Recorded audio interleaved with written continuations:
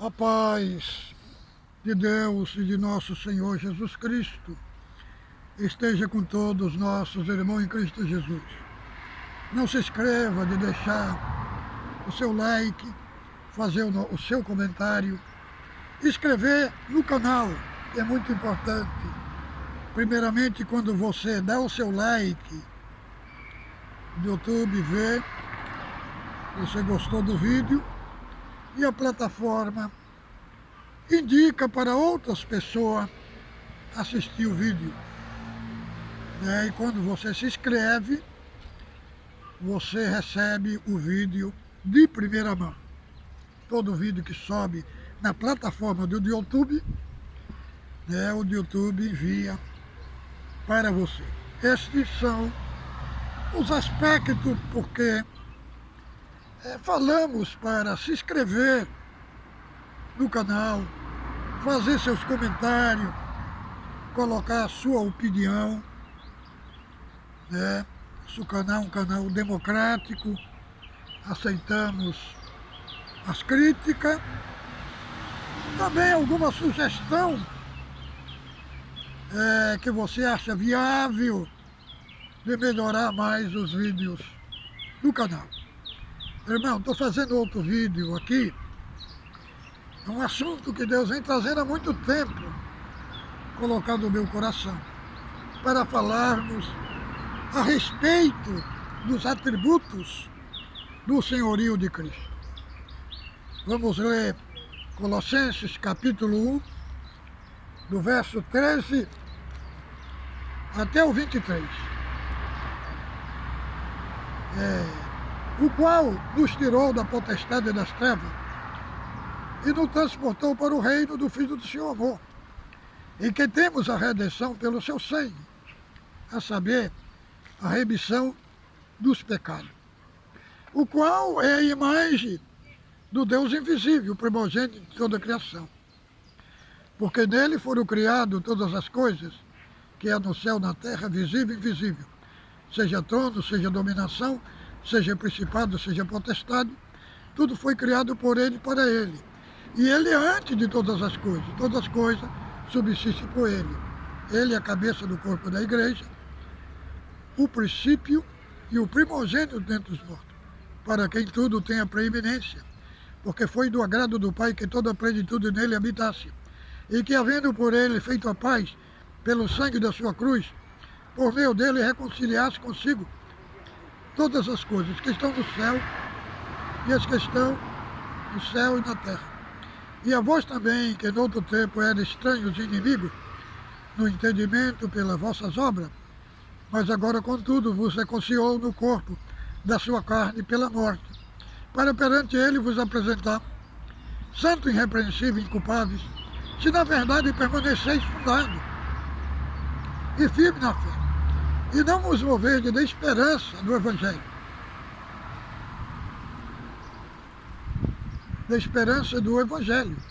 que tendes ouvido, o qual foi pregado a toda criatura que é debaixo do céu, do qual eu, Paulo, fui feito ministro. Então, amados irmãos,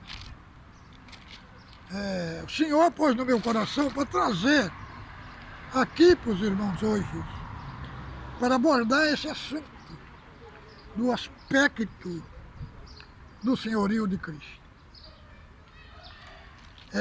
Falo para notificar os irmãos,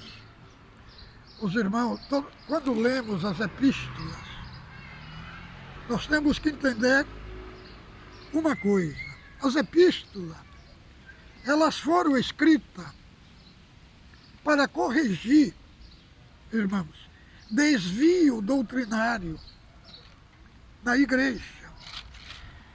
Nós temos o privilégio de ter esta joia preciosa, a epístola dos Colossenses, os Filipenses, aos Efésios, Filemon. Por quê? Nós temos essas epístolas porque Paulo estava na prisão. Então, como não tinha como ele ir na igreja, os servos de Deus que atendiam as igrejas que tinham seus problemas, conflito doutrinário, escrevia para ele na prisão. E lá ele fazia uma carta, né, para corrigir aquele desvio doutrinário. E aqui, vejamos bem, a carta aos Colossenses trata da igreja como corpo de Cristo. Colossos, primeiramente vamos fazer aqui, dar uma explicação primeira geográfica. A cidade de Colossos ficava na Ásia Menor. Hoje está onde é a Turquia. E lá tinha 3 cidades. Tinha Hierápolis, Laodiceia e Colossenses. Em Hierápolis saía ali umas águas quentes, águas termais. E ia para Laodiceia. E as águas de Colossos vinham e se encontravam com aquelas águas. As águas de Hierápolis era quente, as águas de Laodiceia era fria, e as águas de Colossos era fria, as de Hierápolis era quente e a de Laodiceia era amarga, tinha um gosto amargo. É por isso que João, no Apocalipse, lá no capítulo 3, do verso 14 até lá o 17, ele aborda o estado da igreja de Laodiceia, usando o pano de fundo geográfico da região, falando assim, porque tu não és nem fria e nem quente, querendo dizer, tu não és fria como Colosso e tu não é quente como Hierápolis, mas tu é morna, como Laodiceia. Vomitar-te-ei da minha boca.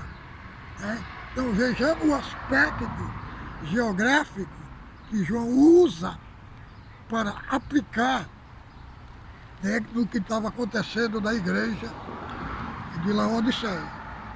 Agora, nós vamos entrar aqui no pano de fundo histórico desta carta. O que aconteceu em Laodiceia? Muitos crentes que vinham do judaísmo se converteram. Só que eles queriam trazer para a igreja o legalismo, como nós vemos lá, Colossenses, do capítulo 2, do verso 15 e 16, ele aborda do legalismo judaico, que estavam trazendo para dentro da igreja. Aí ele fala assim, os dias de festa, o sábado, as luas novas, que eram festas judaicas, As luas novas falava de uma comemoração mensal. Do sábado falava de uma comemoração semanal. E as festas falava de uma comemoração anual. Então eles estavam querendo estavam trazendo para a igreja de Colossos esse legalismo. E aí, no capítulo 2, do verso 18 ao 19, eles vão falar do gnosticismo. O gnosticismo, eles falavam que Cristo não veio em carne. Na cruz ele apenas se fez que morreu. Mas ele não vem em carne, por isso que João na sua epístola, lá, fala lá desta parte, que todo aquele que confessar que Cristo não veio em carne, é o espírito do anticristo, porque isto era o pano de fundo dos pseudo-gnósticos. Eles não criam num Cristo que teve a sua humanidade, entendeu? Então, o que foi que eles trouxeram para a igreja? O judaísmo trouxe as práticas da lei. E os gnosticismos eram uma filosofia grega, trouxeram uma prática de quê? Aos cultos aos anjos. Por isso, irmão, os anjos, eles foram criados por Deus, mas eles não foram criados para ser adorados. Por isso que a obra de Cristo, ela está em Deus, ela está em Cristo e ela está no Espírito Santo. Devemos ter muito cuidado. Muitos, em vez de mencionar o Espírito Santo, na hora da adoração, tira o Espírito Santo de cena e põe os anjos. Né, irmãos? Os anjos, eles, a oração, a nossa adoração a Deus, nós temos que mencionar nela Deus, seu Filho Jesus Cristo, o Espírito Santo, eles que merecem ser adorados. Não é dizer que eu, nesse vídeo, vou bater de frente desse assunto e reprovar os anjos. Não, os anjos, eles têm um papel paralelo, como nós vemos lá em Hebreus capítulo 1 e 14, que os anjos, eles são ministros de Deus para nos ajudar na obra da salvação. Mas a missão da obra salvadora não está sobre anjo, está sobre Cristo. E ele passou ela para o Espírito Santo. Então, em muitos que na oração fala mais de anjo do que do Espírito Santo. Então isso é um erro grave contra o próprio Deus. Então, irmãos, aí vejamos bem este assunto aqui. Eles introduziam os anjos no culto. E fala ali que eles estavam inchados, se metendo em culto dos anjos, em coisas que não viu, e que estavam inchados. E falou, eles têm, na verdade, alguma disciplina do corpo, em devolução voluntária, mas não são de valor nenhum, senão para a satisfação da carne. Então, Paulo, que este grave estado que estava acontecendo na igreja, essa mistura de gnosticismo com judaísmo na igreja, estava provocando dano no corpo de Cristo. Aí que entra aqui em cena o antídoto que Paulo dá para a igreja, mostrando que Cristo, ele é suficiente. Não tem algo além de Cristo. Não tem nenhuma visão, não tem nenhuma revelação acima de Cristo. Ele é tudo para nós. Então, primeiramente, do verso 13, ele vai mostrar o reino de Deus, o reino de Cristo, né? Que Deus nos tirou das trevas, das potestades das trevas, e nos transportou para o reino do Filho do seu amor. Primeiro, ele vai mostrar o reino. Depois, ele vai mostrar o rei. Ele vai apresentar o rei dos reis, o rei da glória.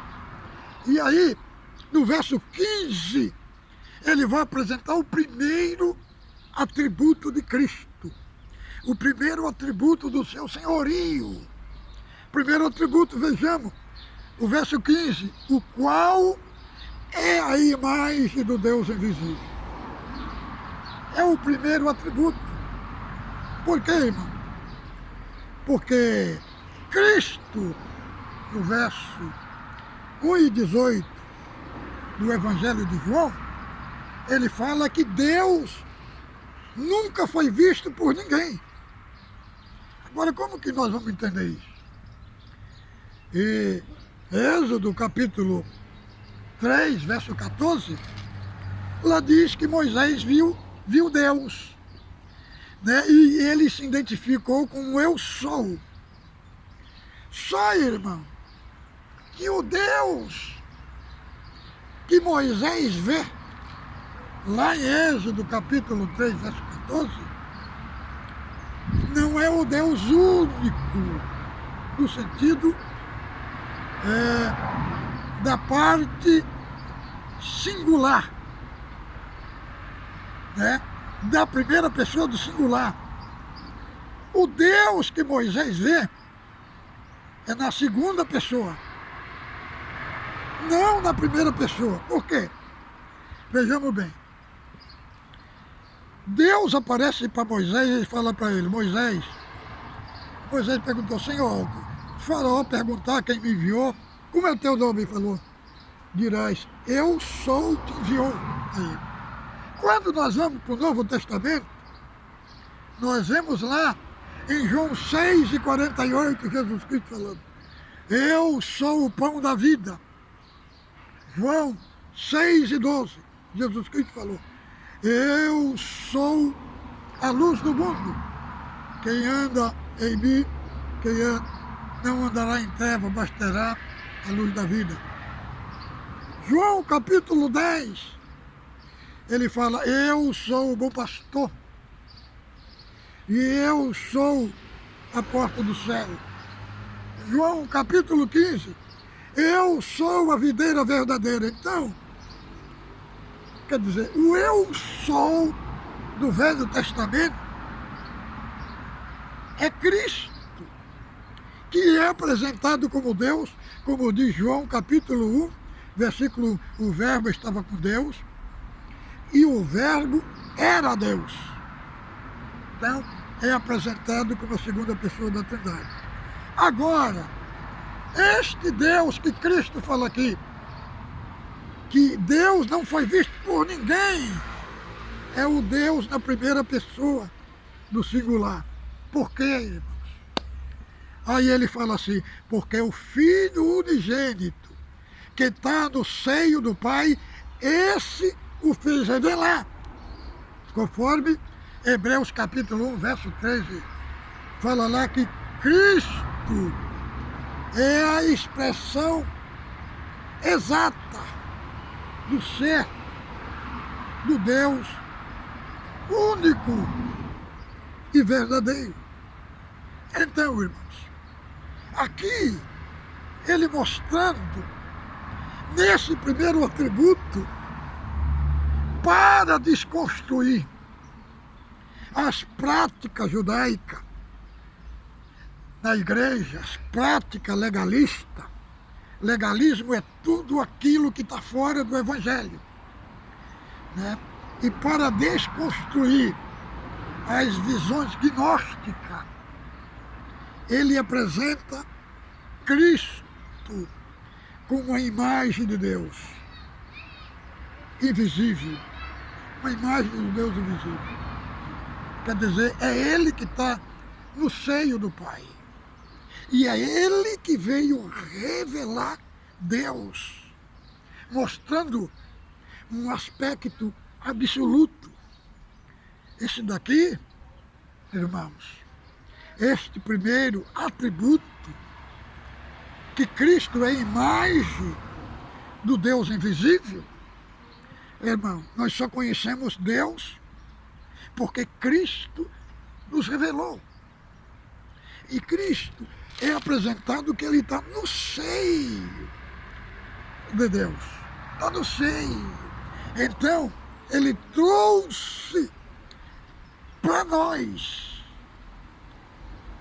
a imagem exata de quem Deus é. Esse é o primeiro atributo. O segundo atributo fala que ele é o primogênito de toda a criação. Os testemunhas de Jeová fala que Cristo foi criado, é a primeira obra da criação. Só que essa expressão está errada. Irmão, a expressão correta é esta. Ele é o primogênito sobre toda a criação. Aqui é escrito no texto, porque o primogênito, ele era o herdeiro de tudo, né?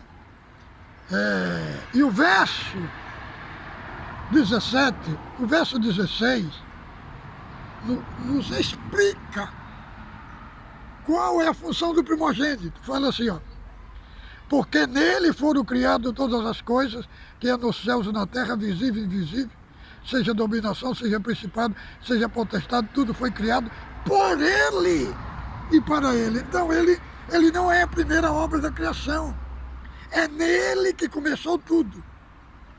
É o segundo atributo. O terceiro atributo fala aqui que ele é o mantenedor.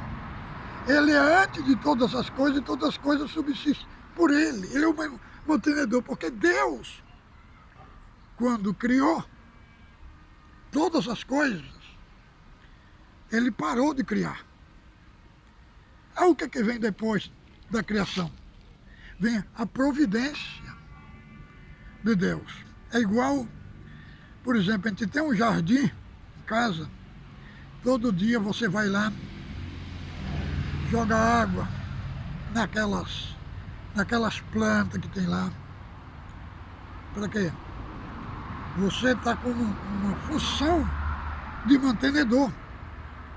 Assim é o céu, a terra. Tudo que existe, tudo que existe, o Senhor está dando a sequência da vida. A vida manifesta nas plantas, a vida manifesta na água, no reino animal, no reino vegetal.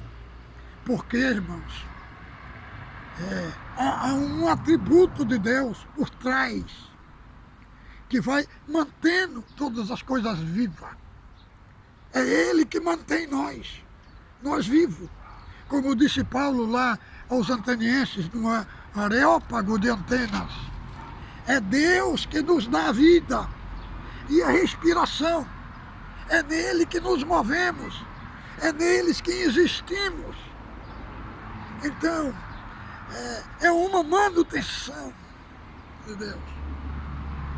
Se você está com vida, se você está com saúde, é por causa desse atributo. É dessa manutenção que Deus te mantém, tanto na vida da carne, como na vida do espírito. Há uma manutenção de Deus em nós respirar o oxigênio, irmãos, e em nós nos movermos. Tudo isso acontece por causa desse atributo aqui da manutenção. Mas aí fala assim que o outro atributo é que ele é o cabeça. Ele é o cabeça da igreja. O cabeça é o que está no comando. É por isso, quantos ataques contra a igreja, quantos ataques extremamente satânicos, diabólicos, quantos que estão em pânico, quantos que estão sofrendo, estão no meio da guerra. Mas por que não perece? Porque tem a cabeça, irmão.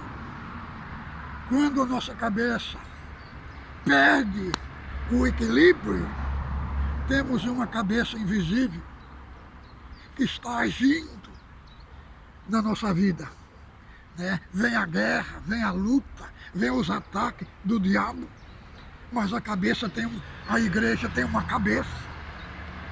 É igual quando você sente um corte no seu dedo, o que é que acontece? A mensagem, ela vai para a cabeça. Aí a cabeça já manda o comando. O que tem que fazer? Compra um remédio lá e passa naquele ferimento. Assim é a igreja. A igreja ora, clama, pede socorro a Deus.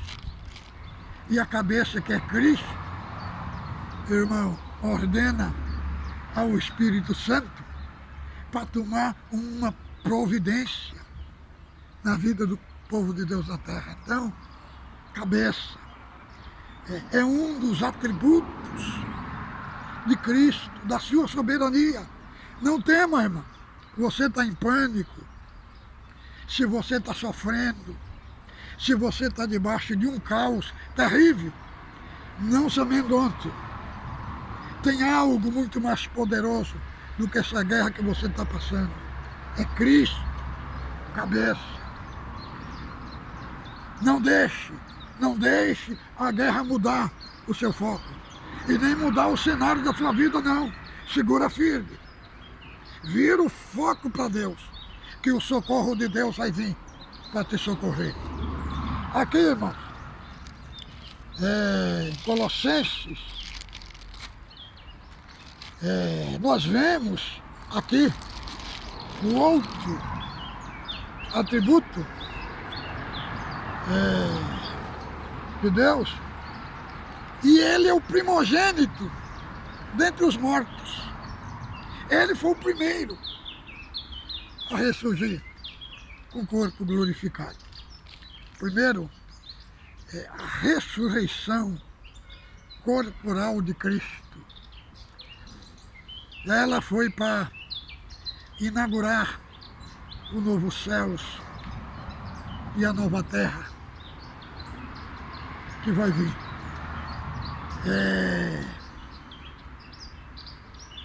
É o aspecto de um embrião.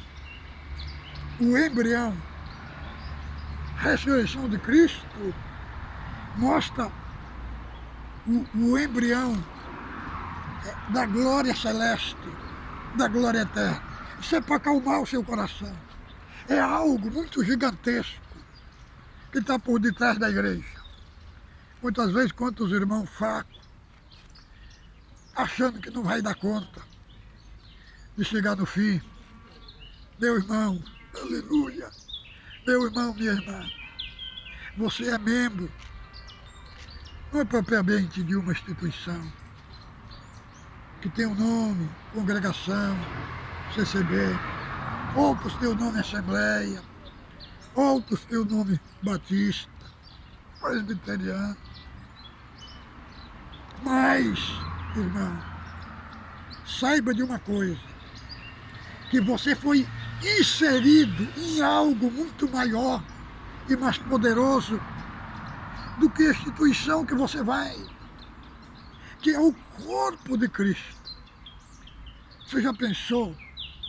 Você é algo, você é uma propriedade particular de Cristo, você é uma propriedade privada.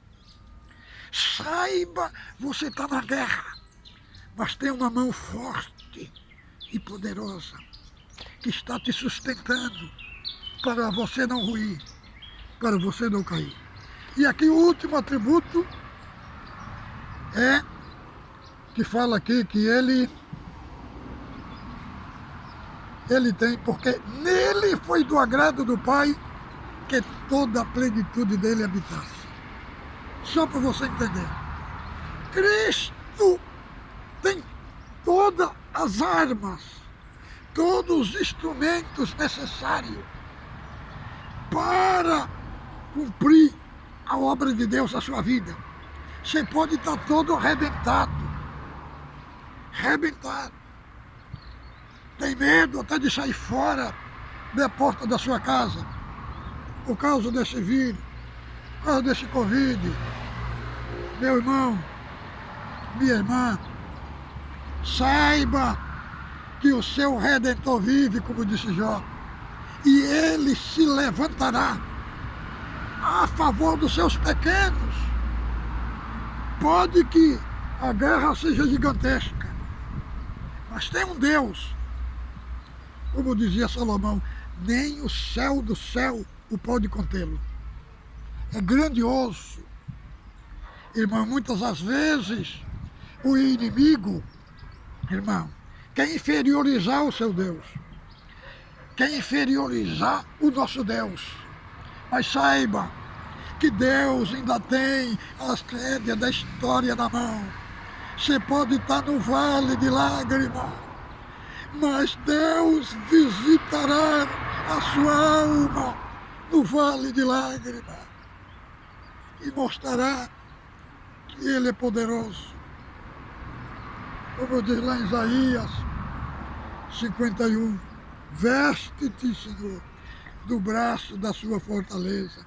Você pode estar no fundo do poço. Deus está nos trazendo aqui esta reflexão para acalmar o seu emocional, para acalmar o seu psicológico. Deus se levantará para te ajudar na grande batalha. Fique com Deus. A paz de Deus nos vossos corações.